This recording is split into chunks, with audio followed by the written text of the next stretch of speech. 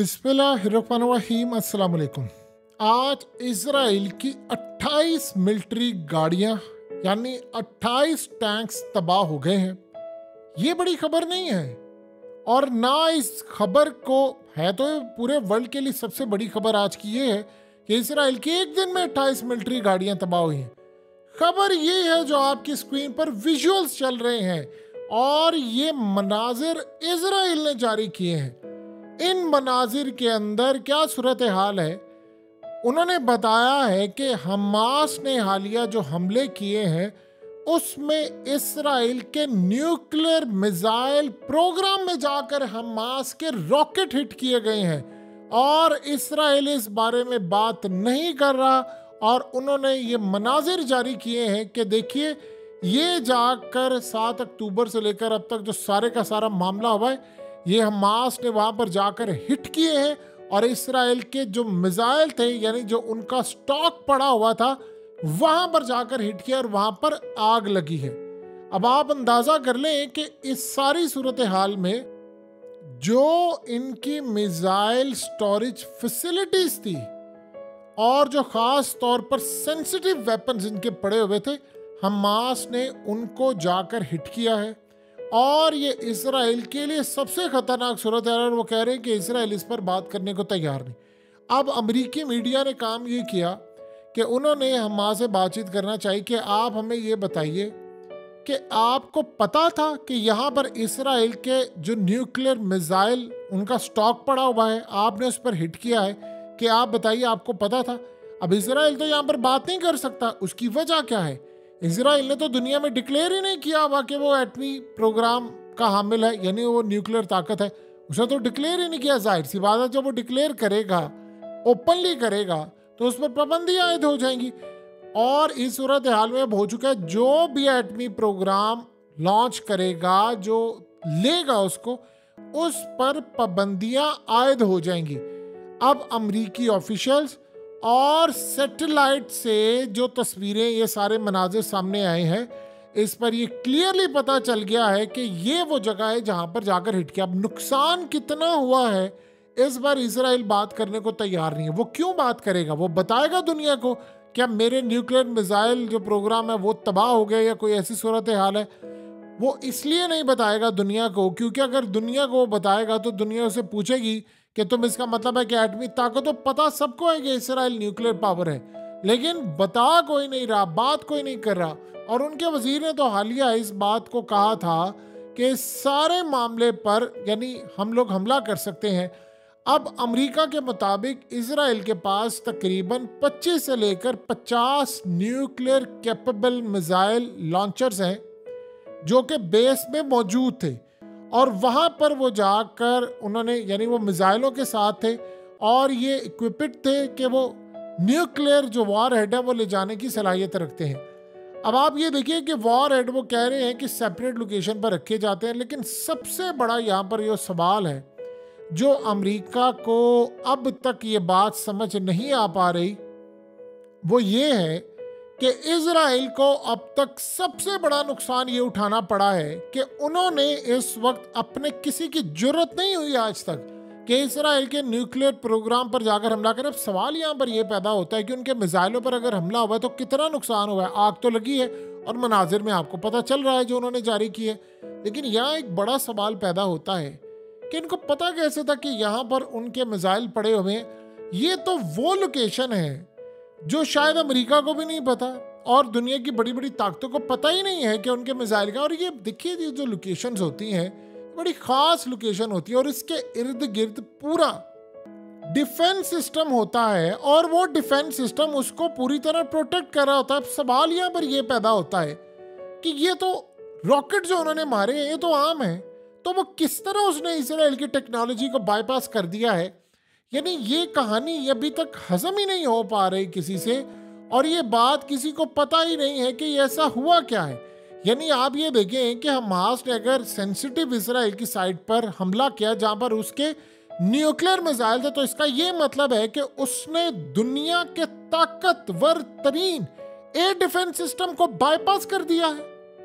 यानी अमेरिका का वहां पर सिस्टम था वह इसराइल का था। इसराइल का न्यूक्लियर वो जगह होती है जहां पर आपने वो चीजें रखी होती हैं, वो मॉनिटरिंग रखी होती है जो दुनिया में कहीं भी नहीं होती, सबसे ज्यादा सेंसिटिव। यानी इस सारी सूरत हाल में आपको पता ही नहीं चल पा रहा, आपकी इंटेलिजेंस एजेंसियां फेल है कि वहां उन्होंने हमला कर दिया और वो हिट कर गया है, और आपकी सारी टेक्नोलॉजी वहां पर फेल होगी। वो डिटेक्ट क्यों नहीं कर पाए? क्या वहां पर उन्होंने जो रॉकेट फायर किए हैं उसमें कोई टेक्नोलॉजी ऐसी थी कि वो आपकी टेक्नोलॉजी उसको डिटेक्ट ही नहीं कर पाई, या आपकी टेक्नोलॉजी को उस वक्त बाईपास कर दिया था उन्होंने? क्योंकि देखिए अभी तक जो सूरत हाल सामने आई है उसमें कोई मिसाइल ऐसे नहीं है कि जिनको कहा जाए कि ये मिसाइल बहुत ज्यादा खतरनाक थे और ये मिसाइल आकर सीधी तरह हिट किए हैं, और यानी वो कोई ऐसे थे जो डिटेक्ट नहीं हो पा रहे, ये आम ही रॉकेट थे। लेकिन सवाल ये पैदा होता है कि इसका मतलब है कि कोई टेक्नोलॉजी का इस्तेमाल हुआ है जिसने इजराइल की टेक्नोलॉजी को या तो बाईपास कर दिया है, या बंद कर दिया है, या डाइवर्ट कर दिया है, कुछ तो किया है कि वो जाकर सीधा उसकी न्यूक्लियर साइट के ऊपर लगे। वरना सवाल ही पैदा नहीं होता कि वहां से किसको ये डिफेंस सिस्टम कोई चीज है बाईपास करके और चले जाए। अगर ऐसी सूरत हाल हो जाएगी तो दुनिया के तमाम जितनी ताकतें हैं जिनके पास न्यूक्लियर पावर है वो तो उनके सारे सिस्टम ही तबाह हो जाएंगे। लेकिन सवाल यहाँ पर यह पैदा होता है कि हमास वो ताकत है कि जो ना तो एटमी पावर है, ना उनके पास कोई बड़ा डिफेंस सिस्टम है, ना उनके पास कोई बड़े मिसाइल हैं। वो सुरंगों में बैठे होते हैं, वो मिसाइल बनाते हैं और वो मिसाइल हिट कर देते हैं। तो सवाल यहाँ पर यह पैदा होता है कि मिसाइल अगर इस तरह के सामने आते हैं तो वो क्या कर लेंगे उनका? यानी आप ये सोचें कि वो उसको कैसे रोक पाएंगे आपकी, यानी वो सारे का सारा डिफेंस सिस्टम। देखिए न्यूक्लियर साइट के ऊपर आपने तमाम अर्ली वार्निंग सिस्टम लगाया होता है, ड्रोन्स, जहाज, मॉनिटरिंग। यहाँ पर तो आप कह भी नहीं सकते, बहाना भी नहीं लगा सकते कि वो सिक्योरिटी लैब्स हो गया था। आपकी न्यूक्लियर साइट है, और न्यूक्लियर साइट के ऊपर अगर कोई बंदा मिसाइल मारता है, कोई रॉकेट मारता है, तो आपको अगर वो यहाँ पर लगता है तो ये बात कैसे आपको हजम हो जाएगी कि वहां पर जाकर मिसाइल और ये रॉकेट और ये तमाम चीजें लग रही हैं? यानी इसकी कोई जस्टिफिकेशन है किसी के पास को दे सकता है कि वो कैसे मिस हो गया है? देखिए ये बड़ा इंटरेस्टिंग पॉइंट है कि अगर पूरी दुनिया में, अब अमेरिका ने इसको तमाम मनाजिर तो जारी कर दिए हैं, लेकिन सवाल यहाँ पर यह पैदा होता है कि अमेरिका के अगर एटमी प्रोग्राम के ऊपर हमला हो गया, बुरी तरह हमला हुआ है, तो इसराइल इस पर क्या कहेगा? इसराइल को चुप रहना पड़ेगा क्योंकि उसने दुनिया को बताया ही नहीं हुआ कि हमला हो गया या कोई ऐसी सूरत हाल हो गई है। अब ये मामला इतना ज्यादा खराब हो गया है, इतना ज्यादा खराब हो गया है ये मामला कि इसराइल के अंदर खलबली मची है। अभी वो क्या कह रहे हैं, अब साथ साथ ये खबरें आ रही हैं कि जी वो खबर तो आई थी अमेरिका की जानिब से, लेकिन कोई खास नुकसान नहीं हुआ। आप अगर जितना मर्जी झूठ बोले, आग लगी है इन मनाजिर के अंदर, ये सैटेलाइट इमेजेस है, इसराइल ने तो बात ही नहीं की। सारी सूरत हाल को 2 मिनट के लिए आप साइड पर रखते। 28 टैंक्स आज तबाह हुए हैं इसराइल के, 28 टैंक्स आज इसराइल के तबाह हुए हैं। ये जब से जंग दोबारा छिड़ी है तब से या तो वो जनाजे उठा रहे हैं या उनके टैंक्स तबाह हो रहे हैं। अब न्यूक्लियर मिसाइल हिट हुआ है, यानी उसके प्रोग्राम के ऊपर, स्टोरेज के ऊपर हमला हुआ है। आप सारी तबाही आज तक छोड़ दें, साइड पर कर दें। जो न्यूक्लियर फैसिलिटीज, मिसाइलों के ऊपर हमला हो गया है और वहां के डिफेंस सिस्टम सारे फेल हो गए हैं, इसने पूरी दुनिया को चकरा कर रख दिया है।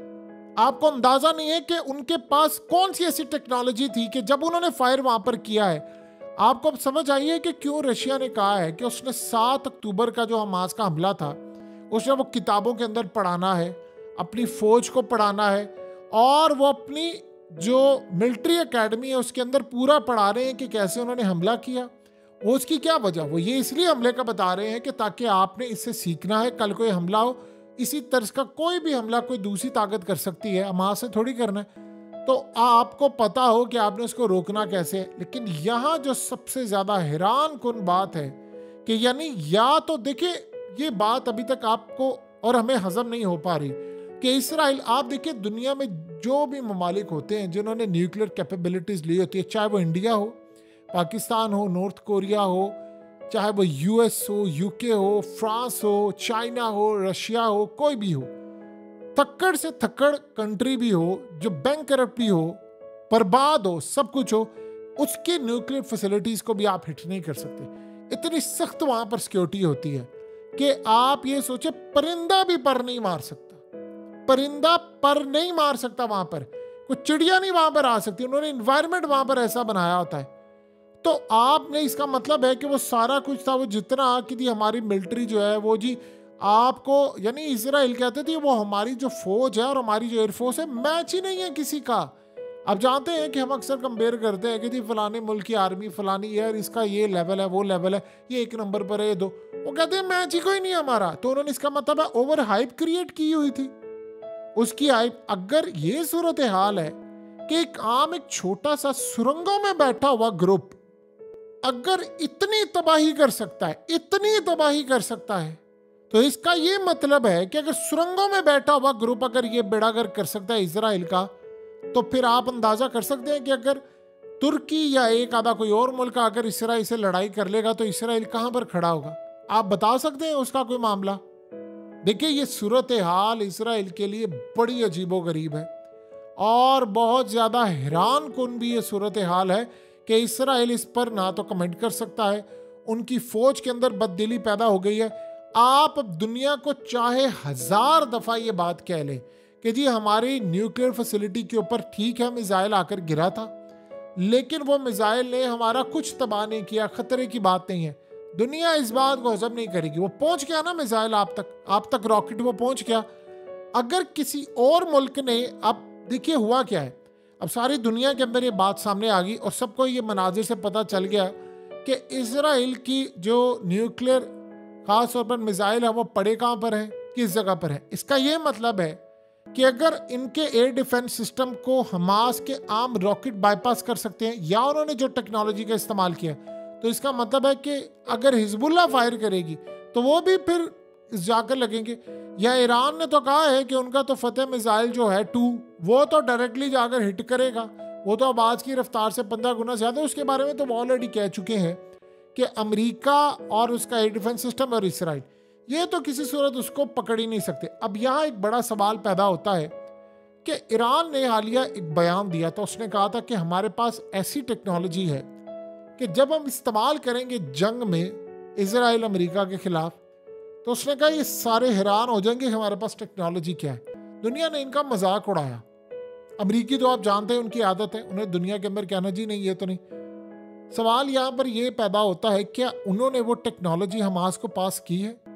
नेतन्याहू ने कहा था हमास कुछ भी नहीं है, हिजबुल्लाह कुछ भी नहीं है, ये तो सिर्फ ईरान है जो इसकी बैक पर खड़ा हुआ है और ये वो ममालिक हैं जो इसकी बैक पर खड़े हुए हैं और वो सारा कुछ काम करते हैं। अदरवाइज तो ऐसी सूरत हाल कोई पैदा हो ही नहीं सकती। उन्होंने ये बात कही है, उन्होंने कहा कि आप फिर तो भूल ही जाएं कि ये सारे का सारा मामला होगा अगर आप ईरान को टैकल कर ले। तो इसका ये मतलब है कि टेक्नोलॉजी ईरान ने बाईपास की है, यानी बाईपास तो हमास के रॉकेट ने की, लेकिन क्या ये टेक्नोलॉजी दी गई है हिजबुल्लाह के थ्रू या हमास को दी गई है। ईरान ने कहा जी हमारा इस हमले से कोई ताल्लुक नहीं है, हमास ने खुद ही हमला किया। हिजबुल्लाह ने कहा हमें तो बताया भी नहीं है, इन्होंने खुद ही किया है।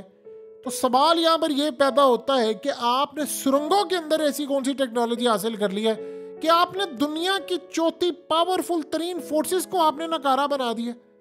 देखिए, इस बात को थोड़ा सा डीपली समझिए। आज अगर उनके मिसाइल और ये तमाम चीजें अगर ये हिट हो सकती हैं, तो इसका मतलब है कि कल को बड़े पैमाने पर वो इनका न्यूक्लियर प्रोग्राम तबाह कर सकते हैं। यानी इसराइल अपने न्यूक्लियर प्रोग्राम से हाथ, और ये शायद वो पहला मुल्क होगा कि काम करेगा। अब एक और बात है कि इसी मौके के ऊपर क्यों अमेरिका ने मनाजिर जारी किए। क्या अमेरिका अब इसराइल को उसके राज आहिस्ता आहिस्ता दुनिया के सामने लेकर आ रहा है? वो राज क्या है? अब यहाँ 2 सिनेरियो बन सकते हैं। अब ये सारी हमने बात कर ली थी, हमास को पता था, उसके पास टेक्नोलॉजी थी और सब कुछ था। चले 1 मिनट के लिए इस बात को भी तस्लीम कर लेते हैं कि हमास को नहीं पता था। वैसे तो जिन लोगों ने अपनी उंगलियों पर कैलकुलेशन करके 1-1.5 साल से उनको पता था कि वहाँ पर कहाँ पर है, जो जर्नैलों को घर से ले गए हैं तो उनको पता नहीं था जर्नैल कहाँ रहते हैं, तो उनको इतना नहीं पता होगा, उनको सब पता था। चले 1 मिनट के लिए अमेरिका की बात भी मान लेते हैं या वहाँ के कुछ तजज़ियाकारों की कि जी शायद हमास को नहीं पता था और ये बात उन्होंने इसीलिए करने के लिए फ़ोन किया था हमास को और उन्होंने जवाब नहीं दिया, उनके जो पॉलिटिकल लीडर्स हैं दूसरी कंट्रीज में। यहाँ एक बड़ी अजीब बात है कि अगर हमास को नहीं पता था कि यहाँ पर उनकी फैसिलिटीज़ हैं या यहाँ पर उनकी तमाम चीज़ें हैं और ये सब कुछ है, उनको पता ही नहीं था इस बात का। तो फिर सवाल ये पैदा होता है कि इजराइल की सारी जो टेक्नोलॉजी है वो फेल है, और अमेरिका इस वक्त इसलिए सारा कुछ जारी कर रहा है कि ताकि वो इसराइल को दबाव में ला सके और दुनिया को ये बता सके कि देखो इसराइल कितना वीक है, और इसराइल को कह सके कि अगर तुमने ये ऑपरेशन किया या हमले किए या ये जंग छेड़ने की कोशिश की तो हम तुम्हारे बहुत सारे राज सामने ले आएंगे। और आज उन राजों में से एक राज है। सोचिए इसके बाद पूरी इसराइल के अंदर कितना बड़ा सेटबैक लगा है कि हमें जो कहते थे कि ये न्यूक्लियर टेक्नोलॉजी वाला मुल्क है, ये जी ऐसे है जी वैसे है, ये तो बिल्कुल जीरो निकला। ये जो वाकया हो गया इसने इसराइल की जड़ें नहीं खोखली की, इसराइल को राख कर दिया है।